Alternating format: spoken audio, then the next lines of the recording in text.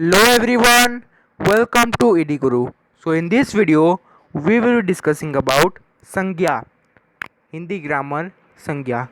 So let's discuss about it.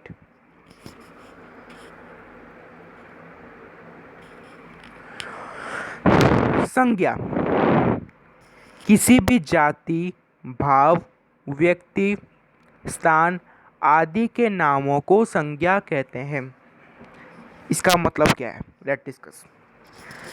जाति, भाव, किसी भी व्यक्ति, हम किसी भी व्यक्ति, जाति, भाव, स्थान, उनके नामों को हम संज्ञा बोलेंगे। जैसे यहाँ दिया गया है पशु, क्या आ जाएगा? जाति। पशु एक जाति है तो वो संज्ञा हो गया। देन सुंदरता एक भाव है तो वो संज्ञा के समान है। मोहन एक व्यक्ति है तो वो संज्ञा में आ गया, व्यक्तिवाचक संज्ञा। देन पशु जातिवाचक संज्ञा। देन सुंदरता भाववाचक संज्ञा। तो ये सब संज्ञा के प्रकार है। देन दिल्ली, उड़ीसा, ये सब स्थान है तो वो स्थानवाचक संज्ञा। सो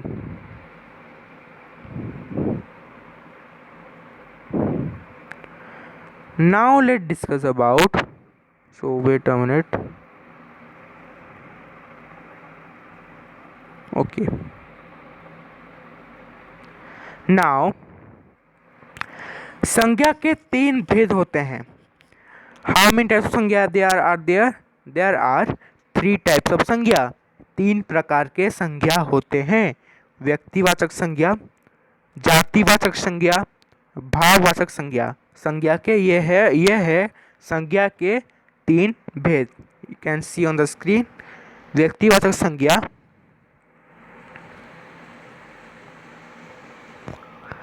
व्यक्तिवाचक संज्ञा, देन जातिवाचक एंड देन भाववाचक। सो नाउ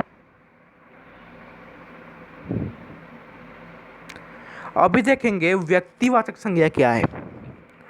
व्हाट इज व्यक्तिवाचक संज्ञा? व्यक्तिवाचक संज्ञा किसे कहते हैं?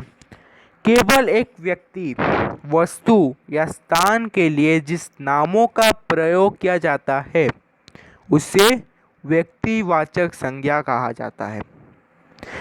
केवल व्यक्ति, वस्तु या स्थान के लिए जिस नाम को प्रयोग किया होता है उसे व्यक्तिवाचक संज्ञा कहते हैं। तो ये हो गया व्यक्तिवाचक संज्ञा का डेफिनेशंस। नाउ जातिवाचक संज्ञा, जिस संज्ञा शब्द से उसकी संपूर्ण जाति का बोध हो उसे जातिवाचक संज्ञा कहते हैं। जैसे मनुष्य, नदी, नगर, पर्वत, पशु, पक्षी, लड़का, कुत्ता, गाय, घोड़ा, भैंस, बकरी, नारी आदि। तो ये सब यहाँ पर जातिवाचक संज्ञा के उदाहरण हैं। सो ये सब जातिवाचक संज्ञा है जिसको संपूर्ण जाति का बोध हो उसे जातिवाचक संज्ञा कहते हैं। सिंपल डेफिनेशन है। नाउ भाववाचक संज्ञा, जिस संज्ञा शब्द के पदार्थ या अवस्था, गुण, दोष, धर्म आदि का बोध हो उसे भाववाचक संज्ञा कहते हैं। जैसे बुढ़ापा, मिठास, बचपन, मोटापा, चढ़ाई, थकावट, ये सब भाव है तो इसे भाववाचक संज्ञा कहेंगे।